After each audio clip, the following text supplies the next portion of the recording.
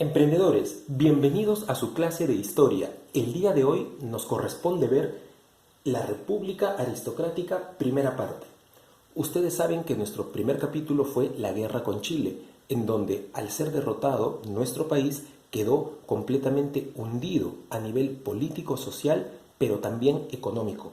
Por eso es que en nuestro segundo tema vimos la restauración nacional, o también llamada segundo militarismo, porque serán los militares quienes crean que tienen la capacidad de restaurar, es decir, de reformar o de poder cambiar la situación del Perú a nivel económico también. Y luego vimos el tema de el gobierno de Nicolás de Piérola, gobierno en el que el Perú comenzará a tener las siguientes características de las cuales vamos a conversar el día de hoy. Antes de continuar, te explico qué significa aristocracia. Aristo significa grupo reducido, una élite, mientras que kratos significa poder. Por lo tanto, estaremos hablando de un periodo en donde en el Perú un pequeño grupo tuvo absolutamente todo el poder. Por eso diremos lo siguiente: periodo dominado casi totalmente por el partido civil. Este es el partido político, este es el grupo que tendrá casi todos los poderes en su mano. Quiero contarte que el Partido Civil es considerado el primer partido político del Perú en su historia. Fue fundado en 1866 y para la época que vamos a hablar el día de hoy ya tenía bastantes décadas de funcionamiento. El periodo del que vamos a hablar va de 1899 a 1919. Son 20 años en donde el Perú tendrá determinadas características. A nivel de gobiernos, la mayoría fueron oligarquías, es decir, gobiernos también dirigidos por una pequeña casta social, una pequeña parte de la sociedad que tenía todo el poder. Por eso ponemos aquí gobierno de unos pocos. La palabra oligarquía te pido que la relaciones con economía, mientras que la palabra aristocracia te pido que la relaciones con política y con la sociedad. Pero quieren decir básicamente lo mismo, el poder en pocas manos. Contexto: ¿qué se vivía en el mundo durante esta época? Primero, tanto en Europa como en América se vivía la conocida como Belle Époque, es decir, un momento en donde hay paz, un momento en donde los avances científicos y tecnológicos permiten que la vida comience a disiparse, comience a tener ventajas que antes no hubo, por lo menos para determinados sectores sociales, porque para otros la vida empezaba a complicarse. Y a la vez, a partir de 1914 hasta 1918, serán los 4 años en donde se desate la Primera Guerra Mundial. ¿Cómo era la sociedad peruana en esta época? Tenemos que en la cima de la pirámide social se encuentra la clase alta, compuesta sobre todo por agroexportadores, es decir, personas dueñas de grandes extensiones de tierra, pero que sus productos no se quedan en el Perú, sino que son llevados al extranjero, son exportados para obtener un mejor precio por ellos. ¿Qué productos eran los más pedidos? Eso lo vamos a ver a continuación, pero sobre todo era el algodón y el azúcar.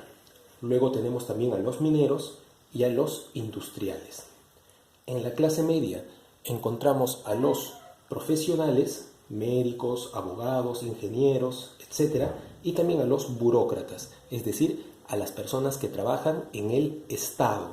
Por ejemplo, los trabajadores de una municipalidad, por ejemplo, los trabajadores de alguna oficina de impuestos, etc. Y por último tenemos a la clase popular, que era la inmensa mayoría de la sociedad, en donde encontramos artesanos, comerciantes, obreros que recién empezaban a nacer porque la industria también era incipiente, y los campesinos, que estaban en la escala social más baja de todas, casi no reconocidos como ciudadanos por la sociedad peruana de ese momento. Seguimos. ¿Qué características tenía esta clase alta? Primero, se iban formando linajes, es decir, aunque oficialmente vivíamos en un país donde todos éramos iguales ante la ley, porque el Perú ya era una república. Sin embargo, en la práctica nacían linajes, es decir, si tú pertenecías a determinada familia, ibas a tener muchos prestigios.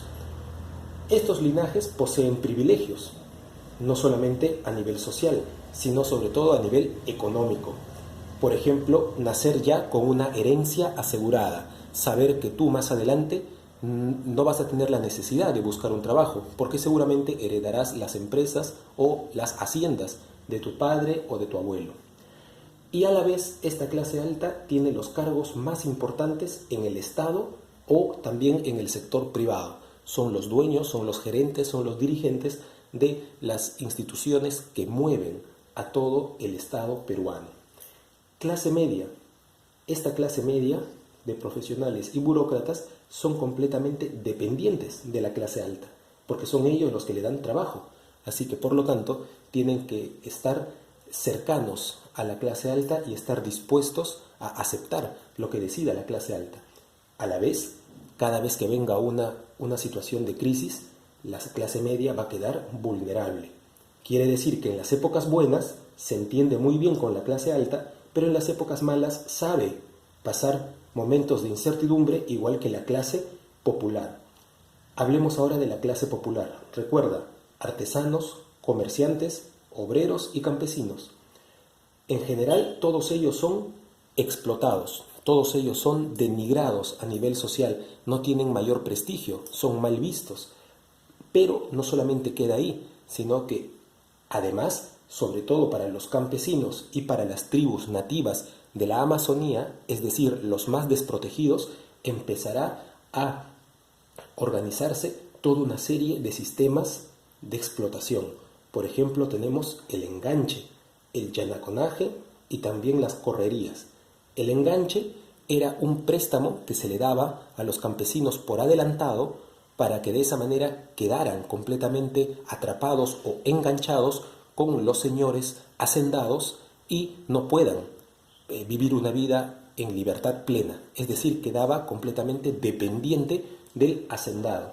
El llanaconaje era el trabajo completamente servil y totalmente de explotación que se le hacía a los campesinos para que trabajaran en las casas de los grandes señores.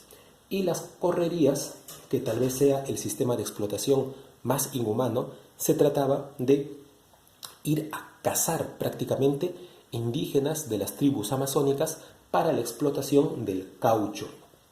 Yo te había hablado en la clase pasada que el caucho se convertirá en un recurso natural muy pedido a nivel internacional porque ya empezó, es la época de la industria automotriz, sobre todo en Estados Unidos y en Europa.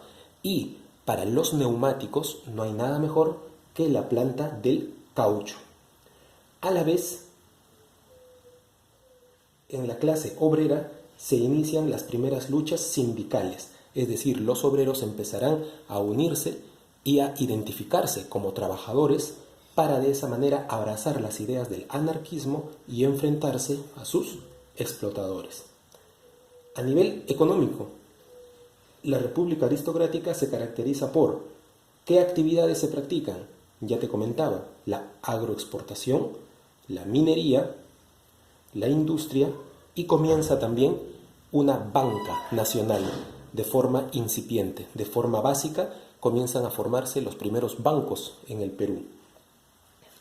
Exportación de materias primas, sobre todo la minería y sobre todo la agroexportación, servía para que en el Perú no se comenzara a industrializar los productos, sino a venderlos tal cual son.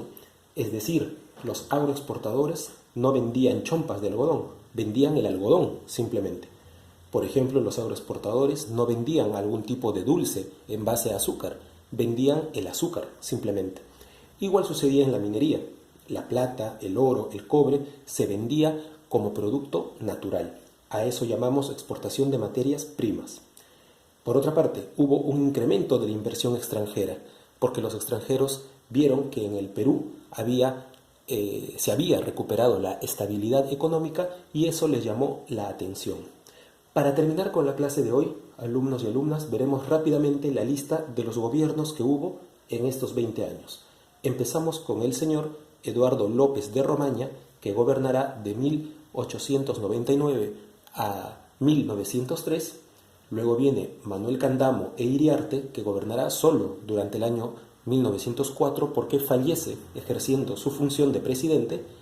Será reemplazado por José Pardo y Barreda de 1904 a 1908 porque en esta temporada los gobiernos duraban solamente 4 años. Sabes que hoy duran 5, ¿verdad? Luego viene el primer gobierno de Augusto Bernardino Leguía y Salcedo de 1908 a 1912. Luego vendrá un presidente que no pertenece a este grupo social llamado Partido Civil y por eso luego le darán un golpe de Estado. Esta persona se llamaba Guillermo Billinghurst Angulo, que gobernará de 1912 a 1914. A él, un general, le dará un golpe de Estado. Eso lo veremos más adelante, porque esta persona intentó traer muchos cambios. Billinghurst no era un aristócrata. Billinghurst quiso introducir algunos cambios a nivel económico y a nivel social que no gustaron a esta clase. Por lo tanto, el general Óscar R. Benavides gobernará solamente un año entre 1914 y 1915 para que estas personas de aquí, la oligarquía, conserve sus privilegios. Por eso es que tenemos un gobierno más. Vuelve José Pardo y Barreda a gobernar de 1915 a 1919.